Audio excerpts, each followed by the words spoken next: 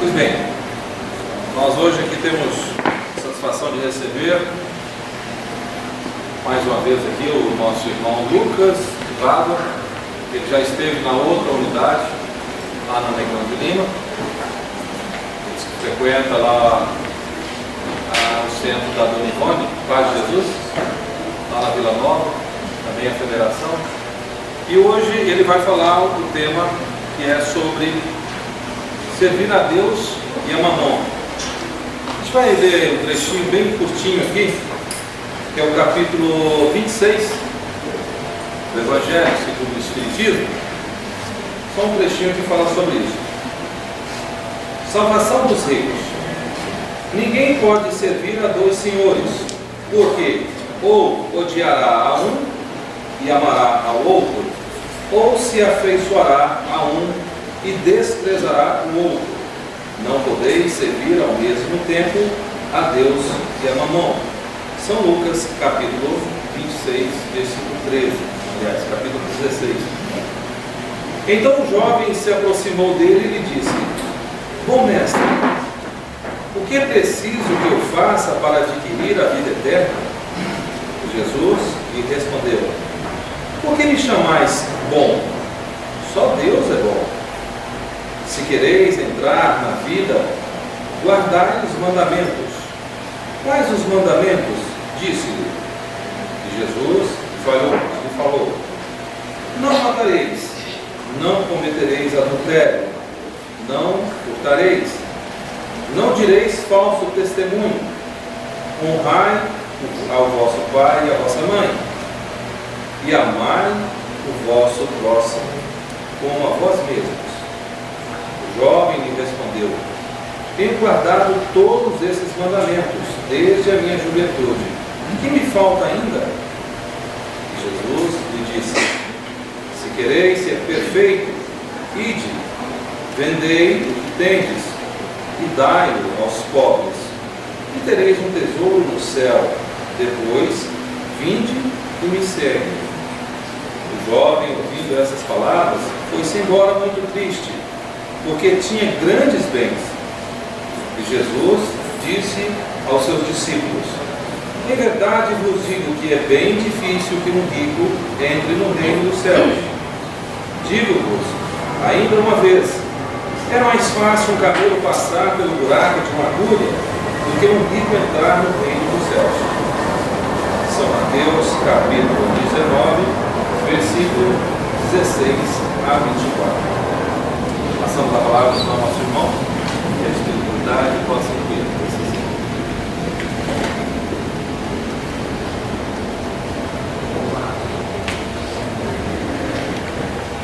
Boa noite a todos. Vocês acham que eu preciso de microfone? Estão conseguindo ouvir? O pessoal no fundo?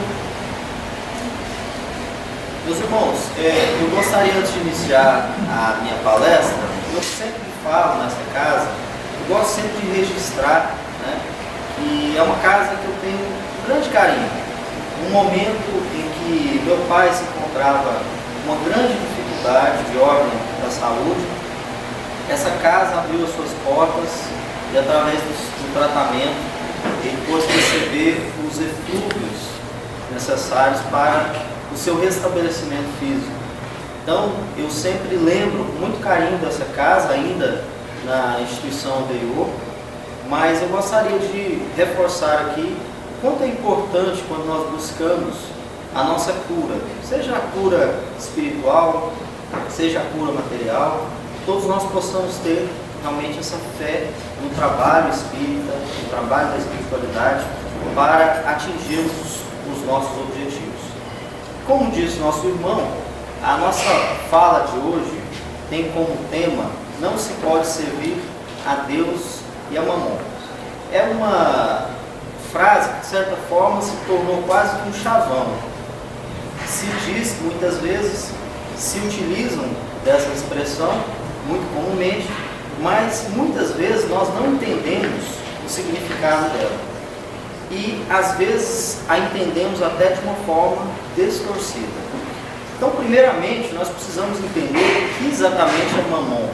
é uma palavra que não faz parte do nosso vocabulário, não é uma palavra comum de nós escutarmos. Alguém sabe o que significa mamon? Dinheiro, né? Alguém está com mamon no bolso aí? Então, um pouco, né? Podem passar depois, fazer a contribuição para casa, né? Mas, na verdade, como nós dissemos, é uma palavra um pouco diferente, uma palavra que não faz parte do nosso vocabulário, mas é uma palavra que tem como significado exatamente dinheiro. E pode ser traduzido também como Deus do dinheiro. Então, quando Jesus traz essa informação, ele está dizendo, não se pode servir a Deus e ao mesmo tempo ao Deus do dinheiro. Mas o que exatamente Jesus queria dizer, né? Sempre que nós vamos interpretar as passagens de Jesus, nós precisamos entender o contexto, a cultura, o momento em que Jesus estava, exatamente para que nós possamos ter mais clareza a respeito dessa situação. E mais ainda, buscarmos trazer para a nossa vivência. Não é simplesmente entendermos o contexto que foi falado, mas trazermos para o nosso dia a dia um significado para a nossa vida. Quando então Jesus diz, não se pode servir a Deus e a mamon, a impressão que nos passa é que exatamente existe uma oposição. Ou você serve a esse Deus, ou você serve. Não é possível servir a esses dois deuses. Mas nós vamos observar que no Evangelho há diversas passagens que tratam a respeito desse tema do dinheiro. E sempre que nós queremos mergulharmos, aprofundarmos um pouco mais a respeito de um assunto, é preciso que a gente procure buscar tudo o que é dito, tudo o que foi falado, tudo que Jesus exemplificou a respeito desse assunto, para que nós possamos ter um panorama geral. A parábola do jovem rico, que foi lida aqui pelo nosso irmão, é uma parábola que exemplifica muito bem o entendimento que Jesus queria trazer a respeito do cuidado que nós devemos ter em relação ao dinheiro. Nessa passagem, esse espírito afirma a Jesus que ele já era capaz, já tinha adquirido diversas virtudes. Ele já era capaz de amar ao próximo, ele já era capaz de não furtar, não roubar, amar a Deus sobre todas as coisas e diversas outras virtudes que estavam contidas naquele Velho Testamento. Então, quando ele questiona a Jesus o que deveria ser feito a mais, Jesus enxerga aquelas que era a sua grande dificuldade. Jesus que era capaz de enxergar o coração de cada um, Jesus que conseguia ver as dificuldades, aquilo que aquele espírito havia adquirido de virtudes, de condições espirituais. Jesus percebeu que o grande empecilho para o crescimento, para o aperfeiçoamento daquele espírito era a sua relação com os seus bens. E aí, quando nós vamos observar todas essas passagens, no primeiro momento, o que nos passa a impressão é que Jesus está condenando o dinheiro. Jesus está condenando os bens materiais. E aí nós fazemos a seguinte reflexão. O que é que Jesus está condenando? Jesus condena o dinheiro, os bens, a posse, ou condena o uso que nós fazemos desses bens? Se não, vejamos um exemplo muito interessante. Imaginemos que uma criança nasça e seja detentora de uma grande fortuna.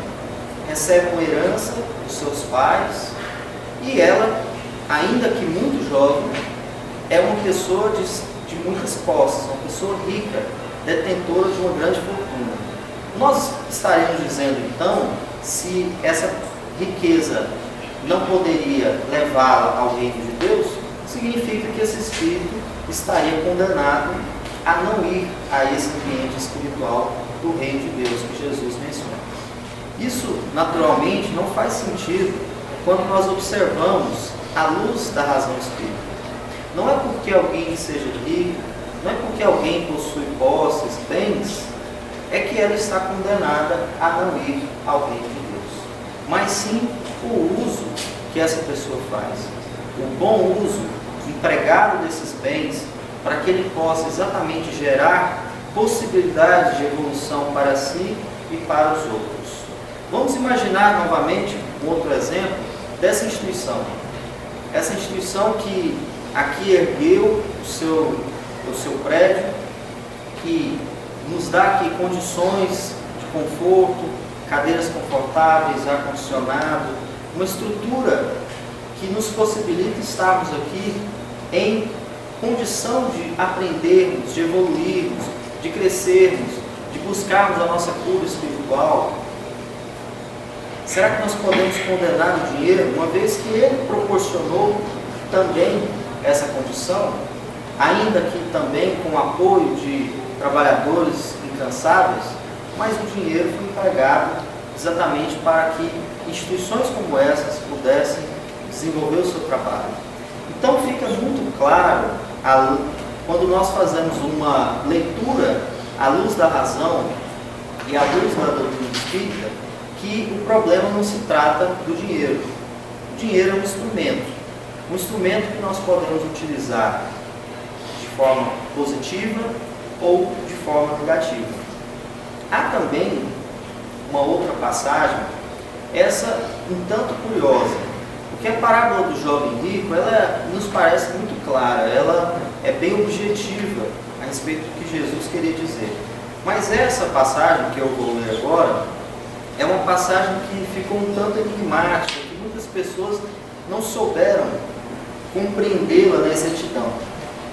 É aquela parábola que diz, ou melhor, aquela passagem que diz: é mais fácil passar um camelo pelo fundo de uma agulha do que entrar um rico no reino de Deus.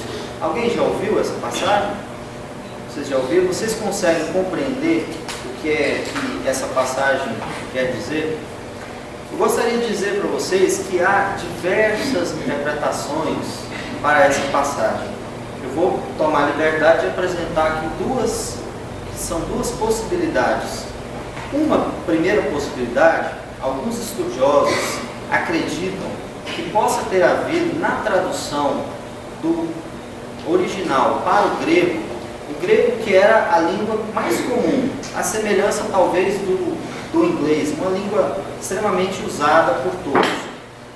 Pode ter havido um erro de tradução, porque as palavras gamia, que significa corda de pescadores, e a palavra gamai, que significa camelo. Pode então ter havido um erro de tradução, uma tradução equivocada naquele instante, e que gera, né, uma confusão, de certa forma. O que é esse camelo? Que contexto que é esse que Jesus queria trazer? Então essa é uma primeira hipótese do que queria ter dito Jesus.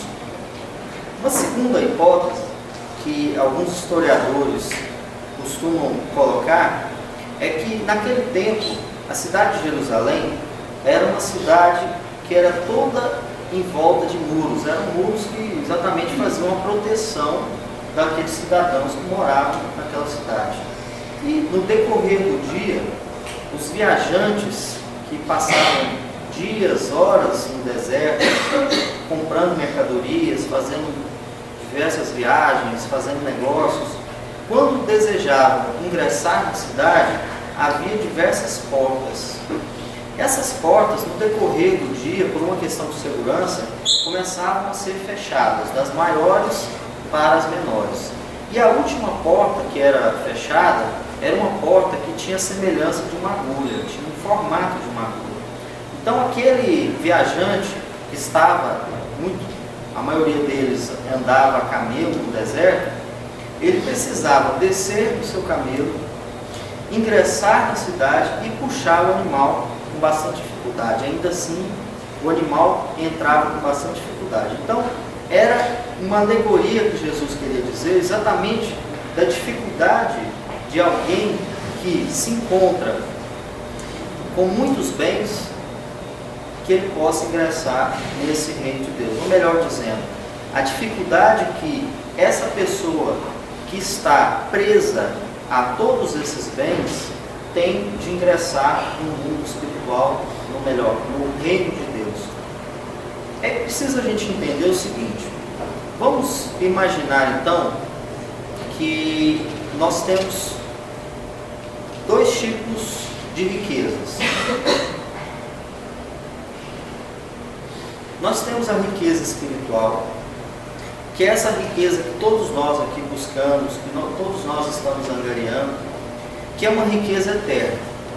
Tudo que nós adquirimos, tudo aquilo que nós conquistamos aqui no nosso mundo material, na nossa encarnação, isso é imediatamente inserido no arcabouço do nosso espírito. É uma conquista que nós temos e que não nos é tirada em circunstância alguma.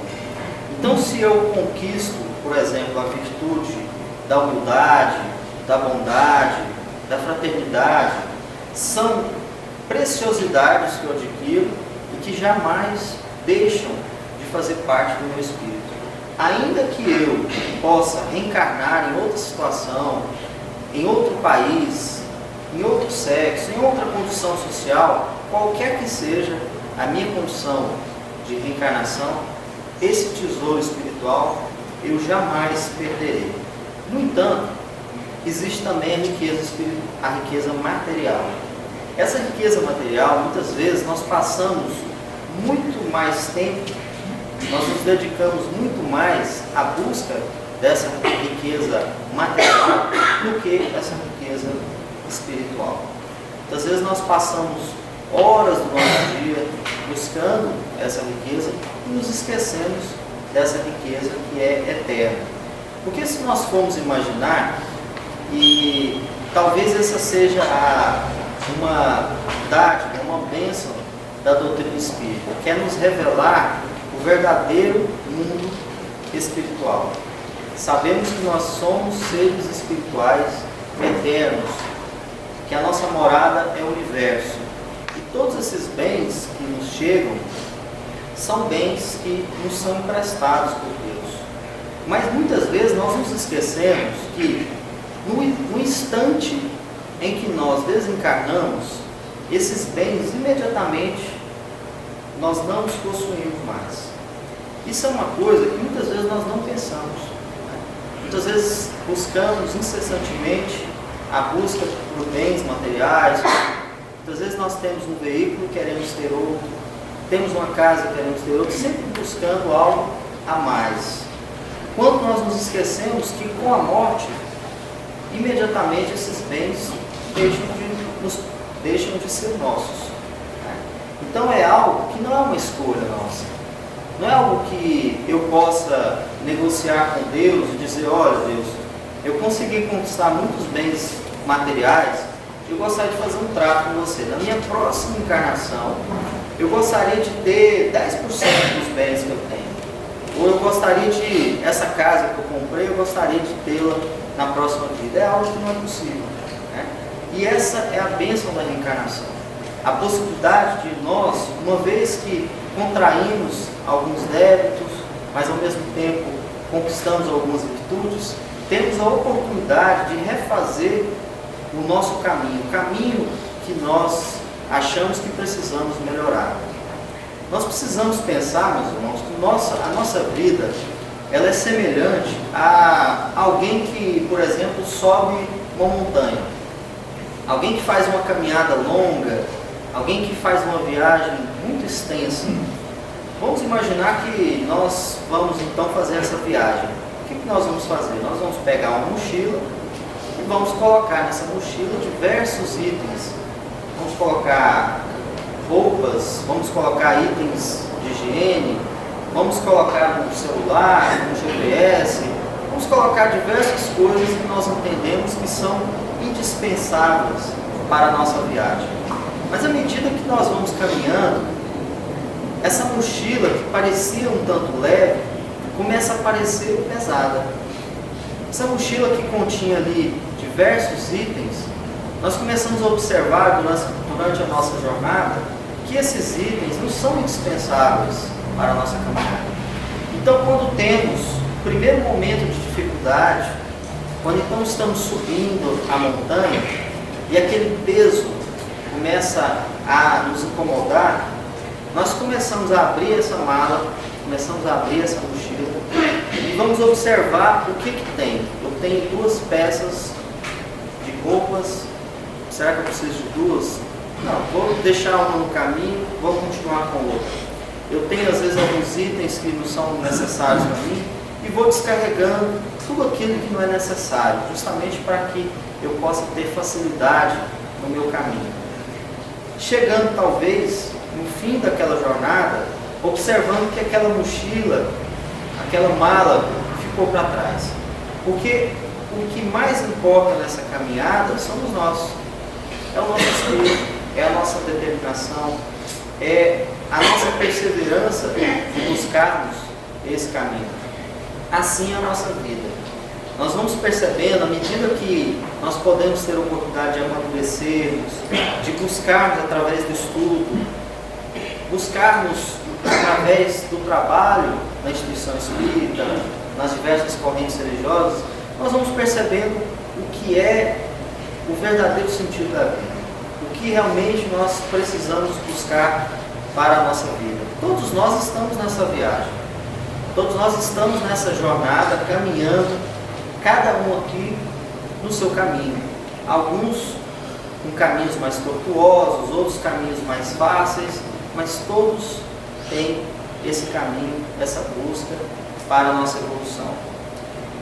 Uma outra passagem, também contida no Evangelho, também despertou algumas dificuldades de entendimento por parte das pessoas. É aquela que diz assim: bem-aventurados os pobres pelo Espírito, porque deles é o reino dos céus.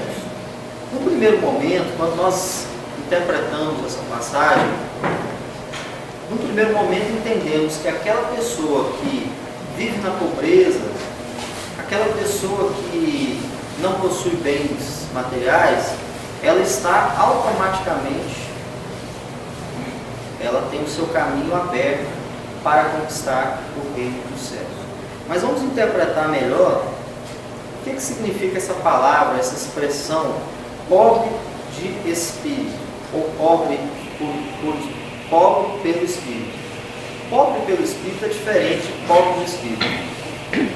Pobre de espírito é comumente aquela pessoa que nós podemos designar que seja sem conhecimento, que não tenha tido a oportunidade de buscar uma formação, que não tenha tido a oportunidade de estudar, de buscar as letras. Esse seria comumente o pobre de espírito. Mas o pobre por espírito, ou pobre pelo espírito, é uma expressão diferente dessa situação.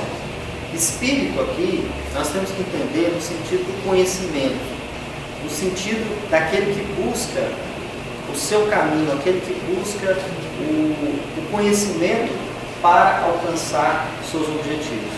E essa pessoa que é pobre pelo Espírito é a pessoa que, mesmo adquirindo o conhecimento, deseja ser pobre. Vamos interpretar da seguinte forma: muitas vezes, quando nós observamos pessoas que têm alcançado grande conhecimento de todas as ordens, conhecimento nas ciências, nas diversas correntes filosóficas, em geral, nós podemos observar que algumas dessas pessoas acabam se tornando pessoas orgulhosas, porque possuem um conhecimento que está acima da média. Pessoa que adquiriu um conhecimento que outras pessoas não possuem. Mas aqui a expressão que Jesus nos traz é que alguém que, mesmo tendo o conhecimento, mesmo sabendo daquilo que muitas pessoas ainda não sabem, não descobriram, mesmo assim ela escolhe o caminho da humildade. Mesmo assim ela não se envaidece com esse conhecimento. Então Jesus nos lança aqui um convite exatamente para a busca da humildade. E nós podemos pensar o seguinte: a humildade não necessariamente ela está associada a pessoas que tenham poucos bens materiais ou muitos bens materiais. O que eu gostaria de perguntar a você é o seguinte: a riqueza é uma bênção ou é uma provação? O que vocês diriam? Pergunto ainda: a pobreza é uma virtude? Então são questões que, no senso comum, nós podemos dizer que aquele que é o rico, aquele que detém de bens materiais, é uma pessoa feliz. Isso não é verdade. Ou aquela pessoa que detém da pobreza, que não tem bens materiais, é uma pessoa infeliz. Isso também não é verdade. Ou podemos dizer que alguém que seja muito rico, necessariamente é uma pessoa materialista. Também não é verdade. Então precisamos entender aonde está a origem desses sentimentos. Esses sentimentos, eles não se originam na conta bancária das pessoas. Esses sentimentos de orgulho, de vaidade, ou por outro lado, da humildade, da benevolência, têm origem no nosso espírito. Então, nós podemos pensar numa pessoa que seja extremamente pobre, mas seja materialista. Uma pessoa, por exemplo, que possui apenas um veículo, mas ela é tão apegada àquele veículo que ela se torna uma pessoa materialista. Ou, de outro modo, alguém que tem uma condição financeira boa, mas ele utiliza esses recursos materiais em prol dos outros. Ele destina parte desse recurso para o crescimento seu, da sua comunidade, daqueles que estão à sua volta. Então, mais uma vez, nós gostaríamos de repetir a importância de nós sabermos utilizar bem os nossos bens materiais. Que nós saibamos, com muito cuidado, com uma análise criteriosa, que nós possamos observar qual a destinação que nós estamos dando a esses recursos. Como que eu posso utilizar bem, empregar bem esses recursos? De repente, eu tenho algum dinheiro que sobra, que eu posso oferecer aos nossos irmãos necessitados, posso colaborar com as instituições de uma forma geral. Então, sempre nós precisamos entender qual é a nossa relação com o dinheiro, como nós estamos nos relacionando com esse dinheiro. E aí eu gostaria de contar para vocês um conto de um americano. A gente sempre, quando quer contar a história de alguém materialista, a gente sempre se lembra dos americanos, né? Coitados. Não são assim sempre materialistas. Mas diz esse conto que um americano muito rico, que era detentor de muitas empresas, certa vez fez uma viagem com a sua família. Eles foram passar férias no Egito. E quando ele chegou lá, ele descobriu que havia um sábio que tinha a receita da prosperidade. Imagine vocês, se vocês estão em viagem e alguém diz, olha, se você visitar determinada pessoa, você vai conhecer a receita da prosperidade. É lógico que ele, como uma pessoa que buscava os bens materiais, logo ficou curioso para visitar esse sábio. E foi até ele. Buscou aquele sábio e, chegando na sua casa, ele fica um tanto decepcionado. Começa a observar uma casa muito simples, paupérrima, eu diria. Quando ele adentra essa casa, ele percebe então que havia poucos móveis, havia uma cama, uma escrivaninha, uma outra mesa. E o americano, então, curioso, querendo saber qual era a receita da prosperidade, pergunta àquele sábio: aonde estão as suas coisas? Porque ele imaginou que aquele sábio tinha como receita que ele deveria exatamente esconder os seus bens materiais. Porque uma vez que ele escondesse, ninguém lhes tomaria aqueles bens. Ele então pergunta ao sábio: onde estão os seus bens? Onde estão as suas coisas? O sábio então retruca com uma outra pergunta. Ele pergunta: aonde estão as suas coisas? E o americano, um tanto envergonhado, diz: olha, é porque eu estou de viagem, eu não estou com as minhas coisas aqui.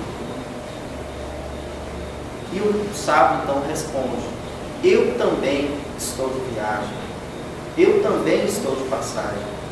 E muitas vezes nós esquecemos que realmente nós estamos nesse mundo em viagem, nós estamos numa grande passagem.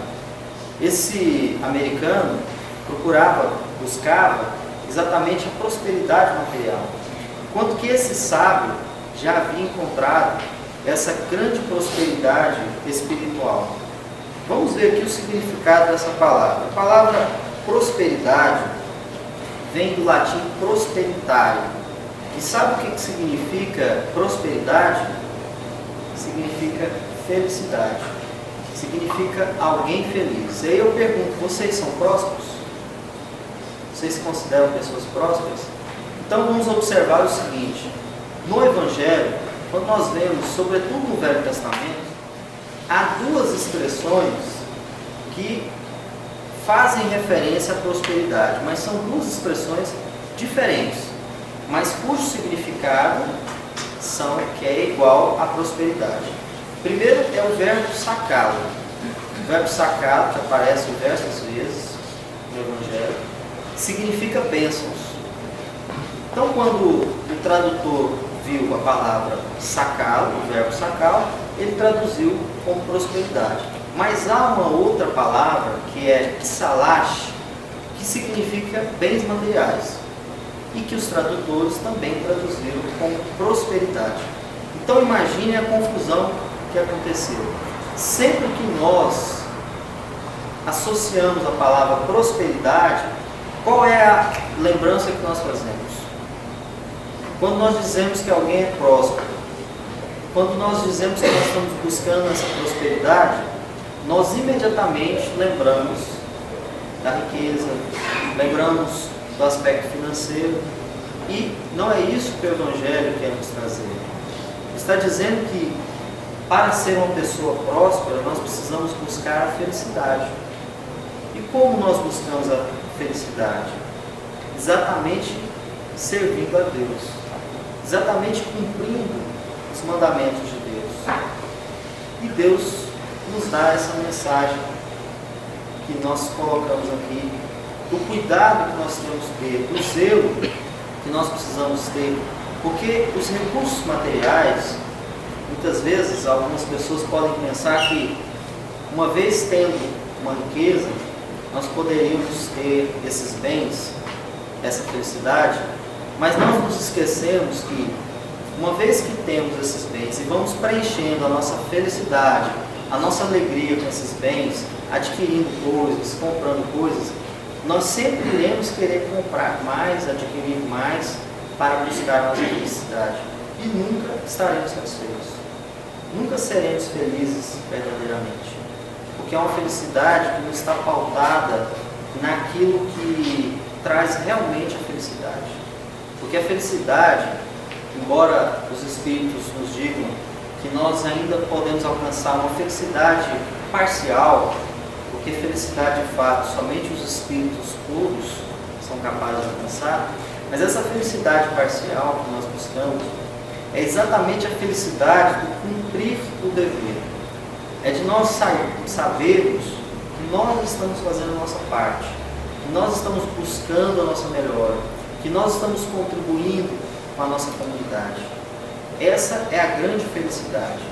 E quando nós pensamos em felicidade, talvez um grande ícone dessa felicidade, dessa alegria, seja o nosso companheiro Chico Xavier. Nós observamos, durante toda a trajetória do Chico Xavier, que embora com todas as dificuldades, embora com todas as situações que ele vivenciou, dificuldades de ordem financeira, da saúde, de críticas, ele sempre foi capaz de manter a alegria, manter o otimismo. E não pensem vocês que o Chico Xavier não encontrou dificuldades no seu caminho, não encontrou situações que o colocaram à prova. Prova disso é uma história que ele conta de uma forma muito bem humorada no programa Pinga Fogo. Era mais ou menos no ano de 1939 e o Chico acabara de psicografar um livro que estava fazendo grande sucesso nas livrarias, que era o livro Brasil, Coração do Mundo, Pátria do Evangelho. Era um livro que estava tendo uma adesão tremenda, muito grande das pessoas. E naquele ano, especialmente, muito proximamente, ele havia perdido, entre aspas, um irmão que havia desencarnado e deixado uma viúva e alguns filhos, e o Chico se encarregou exatamente de dar o sustento para aquela família. E para piorar a situação, o pai de Chico Xavier, que também trabalhava naquela família, acaba ficando doente, contrai uma doença, e precisa ficar vários meses na cama. E o Chico Xavier, como vocês sabem, dispunha de muito tempo, né, gente? A gente sabe que o Chico dispunha de muito tempo, né? Ficava até de madrugada, psicografando, trabalhava às 8 horas por dia e ainda achava tempo para cuidar do seu pai. Então ele dava todos os cuidados necessários para o seu pai, dava banho, comida, ficava com ele, na sua companhia. Mas naquele ano foi um ano especialmente muito difícil para o Chico Xavier. E o seu pai, que estava também um pouco desequilibrado naquela situação, fez uma pergunta para o Chico, fez a ele uma provocação, exatamente procurando saber dessa situação. E ele pergunta ao Chico Xavier assim: meu filho, eu soube que esse livro, esse último livro que você psicografou, está fazendo um grande sucesso. Eu soube também que você está doando todos os recursos para os pobres e para aqueles que não têm saúde. Ao que o Chico confirma: sim, meu pai, nós estamos doando aqueles carentes da saúde, carentes dos aspectos financeiros. E o pai de Chico Xavier, num tom de provocação, pergunta a ele: mas meu filho, você conhece alguém mais pobre e mais doente do que eu? Será que você não pode psicografar um livro exatamente para gerar recursos para a nossa família? Para colaborar com as despesas que você tem para manter as atividades? Aqui o Chico Xavier, muita fé, responde ao seu pai: meu pai, essas letras que foram colocadas no papel não me pertencem, são obras dos Espíritos. Mas os Espíritos não irão nos deixar, irão nos auxiliar na nossa caminhada, não nos deixarão na mão. E de fato, durante toda a jornada de Chico, ele, com muita fé que ele tinha, sempre foi amparado pela espiritualidade. Os momentos de maior dificuldade eram momentos em que aconteciam verdadeiros milagres, verdadeiras situações que colocavam uma situação realmente quanto era grande a fé do Chico. Os momentos de maiores dificuldades na sua instituição, no seu trabalho, ele tinha o apoio de diversas pessoas. Isso, há várias histórias que comprovam isso. Então, nós precisamos nos espelhar nesses grandes pacifistas, sabendo talvez que nós ainda estejamos na condição daquela parábola do jovem rico. Talvez nós estejamos ainda na situação dele. Talvez nós estejamos ainda adquirindo diversas virtudes espirituais. Talvez ainda não consigamos vencer esse aspecto material. Mas o convite de Jesus, ele continua aberto.